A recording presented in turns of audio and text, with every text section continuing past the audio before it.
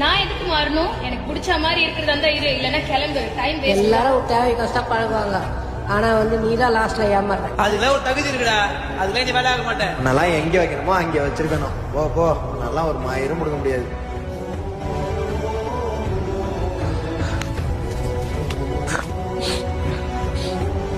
நீ ஏன்டா நீயா இல்ல?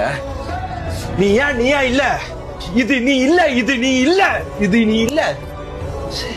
ஏன்டா ஏன்டா ஏன்டா இப்படி இருக்க? ஏன்டா ஏன்டா இப்படி இருக்க? சீ,